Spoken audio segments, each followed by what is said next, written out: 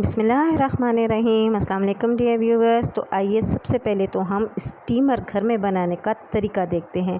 आपको एक pressure cooker चाहिए, एक छोटा सा ऐसा बर्तन चाहिए जो कटोरा नुमा हो, बॉल नुमा हो, और दूसरा आपको चाहिए सीव। अगर आपके पास सीव नहीं है तो फिर, या छलनी जिसको कहते हैं बारीक छलनी, अगर आपके पास ये नहीं है तो आप फॉइल में सुराख करके उसके ज़रिए भी एक सीव सी या छलनी सी या इस तरह का बर्तन सा बना सकते हैं।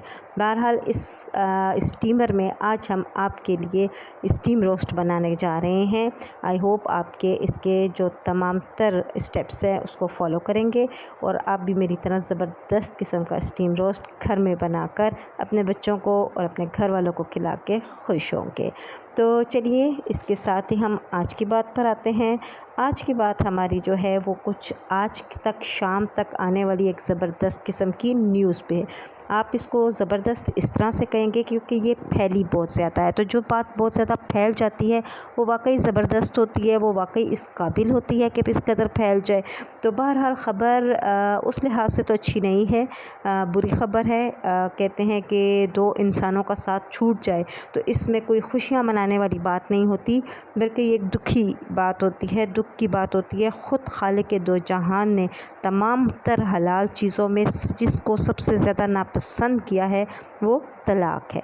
सो ऐसा ही एक वाक़या हमारे मुल्क में हुआ है, हर जगह होता रहता होगा, अमेरिका में, दूसरे ममालिक में, सब जगह पे। ख़ुद हमारे ममालिक में कई ऐसी डाइवोर्सेस होती रहती हैं, लेकिन हम सबको डिस्कस नहीं करते।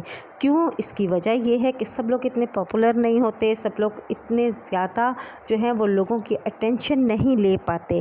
लेकिन कुछ शादियां ऐसी होती हैं कि जिन शादियों पे अरबों रुपए लगा दिए जाते हैं, जिन शादियों को एक जगह नहीं दो दो जगह पे सेलिब्रेट किया जाता है, जिस पर कपड़े पे बेतहाशा पैसा खर्च कर दिया जाता है। और मज़े की बात यह है कि इस शादी में कोशिश ये हमेशा होती है कि जो दुल्हन है वो सबसे नुमाया दिखाई दे, उसका ड्रेस सबसे खूबसूरत हो। इस शादी में हुआ ये था कि जहाँ इस पे अरबों रुपए खर्च हुए थे, वहाँ पर कोशिश की गई थी कि सास साहिबा की ड्रेसिंग सबसे ज़बरदस्त हो, उसकी फ़ोटोग्राफ़ी ज़बरदस्त होनी चाहिए, उसके स्टिल्स ज़बरदस्त आने चाहिए, उसकी वीडियो ज़बरदस्त बननी चाहिए। तो बस जनाब ये शादी क्या थी, यूँ समझे कि आपके हमारे पैसे के ऊपर पलने वालों की एक ऐसी रस्में थीं जिसको देख देख कर आप भी थक गए, हम भी थक गए। खुश इसलिए नहीं हुए थे कि कौन अपने पैसे को इस तरह बर्बाद होते देखकर खुश होता है। सो आवाम जो कि वेल अवेयर्ड है, बिल्कुल भी ऐसी किसी खुशियों पे खुश नहीं होती, जबकि वो अच्छी तरह जानती है कि ये हमारा पैसा है जिस पर दूसरे ऐश कर रहे हैं। चलिए चलते हैं कि ये ख़बर किसकी है। जी, बहुत बड़े पॉलिटिशियन हैं जिनकी फैमिली में ये वाक़या पेश आया है। चूँकि उस फैमिली ने सबसे पहले अपने जो इस ख़बर को आउट होते ही जो सबसे पहले अपने इंस्टा पे मैसेज दिया है, तो वो ये कि ये हमारी प्राइवेट लाइफ है, हमारा प्राइवेट मैटर है, हमारी प्राइवेसी को डिस्टर्ब ना किया जाए और इस बात को के ऊपर आइंदा हम कोई बात भी नहीं करेंगे। सो ये काम हो चुका है, डिवोर्स हो चुकी है।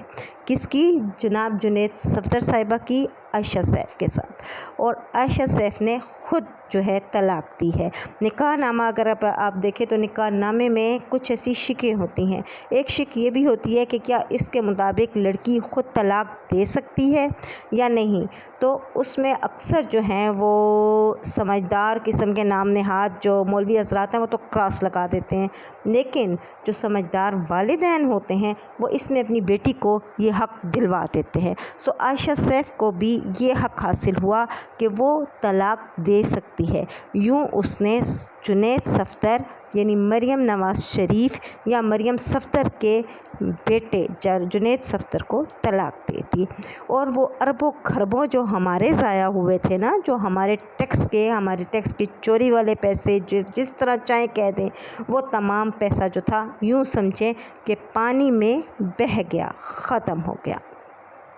بہرحال جی پرائیویٹ معاملہ ہے اور ہمیں ہرگز اس پر نہیں بولنا چاہیے.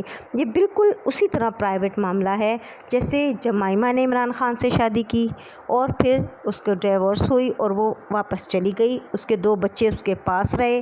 وہ یہودیوں کے پاس پلے بقول کسی کے ساسو صاحبہ کے کہ جی وہ تو یہودیوں کے پاس پل رہے ہیں. بہت بڑے انٹرویو میں فرماتی ہیں. اچھا اس کے بعد جناب عمران خان کا یہ پرائیویٹ معاملہ نہیں تھا، یہ ملکی معاملہ تھا. عمران خان ریحام خان سے شادی کرتے ہیں، طلاق ہوتی ہے. یہ بھی پرائیویٹ معاملہ نہیں تھا، یہ بھی ملکی مسئلہ تھا. ایک اور ملکی مسئلہ بھی آپ کو بتاتا چلوں. دوسرا ملکی مسئلہ سب سے اہم ترین تھا جب اس نے بشریٰ بی بی سے شادی کر لی. بشریٰ بی بی گھر میں کیا کر رہی ہے؟ مرغیاں جلا رہی ہے کہ مرغیاں پکا رہی ہے؟ یہ بھی بہت بڑا ملکی مسئلہ تھا جس کے اوپر عدالت جانا پڑا کہ جی عدت کے درمیان میں ہی نکاح ہوا ہے. اور وہ عجیب صاحب سے جو مولوی صاحب تھے جنہوں نے نکاح پڑھایا تھا وہ خود تشریف لے آئے بنفس نفیس، چونکہ ان کو بھی معلوم تھا کہ یہ پرائیویٹ معاملہ نہیں ہے، یہ ملکی معاملہ ہے.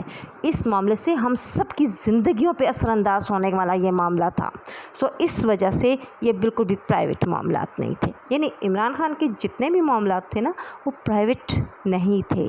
پرائیویٹ معاملات ہوتے ہیں تو ان کے ہوتے ہیں جو ہمارے پیسوں پہ پلتے ہیں. ہمارے لیے کوئی ایسا خوشی کا یہ موقع نہیں ہے اور نہ ہی ہم اس کا مذاق اڑانا چاہتے ہیں اور نہ ہی ہمیں ایسا کرنا چاہیے.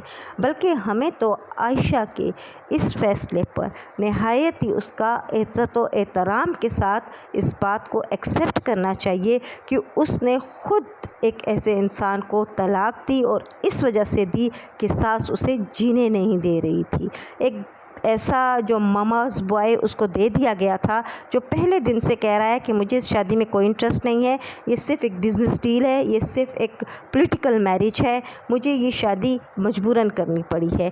ظاہری سی بات ہے ایک لڑکی جو اعلیٰ تعلیم یافتہ ہے، قطر میں پیدا ہوتی ہے، وہاں پر ہی او لیول اے لیولز کرتی ہے، اپنی ہائر ایجوکیشن کے لیے انگلینڈ جاتی ہے، وہاں اپنی مزید ساری تعلیم مکمل کرنے کے بعد ایک بہت بڑی کمپنی کی ڈائریکٹر بنتی ہے. اس کے انڈر 20,000 لوگ کام کرتے ہیں. اس سے اس طرح کی امید رکھنا کہ وہ صرف گھر میں بند کر ایک لگے بندے رولز اور ریگولیشنز کے مطابق زندگی گزارے گی، یہ سب کرنا نہایت ہی مشکل کام تھا. چنانچہ اس نے اپنی طرف سے ایک بہترین ڈیسیجن کیا ہے. ہمیں اس کے اس ڈیسیجن پہ کوئی نہ تو اعتراض ہے، نہ ہم مذاق اڑا رہے ہیں، نہ ہم کوئی بات کریں. ہم تو جسٹ یہ بتا رہے تھے کہ پرائیویٹ معاملات کا مطلب کیا ہے.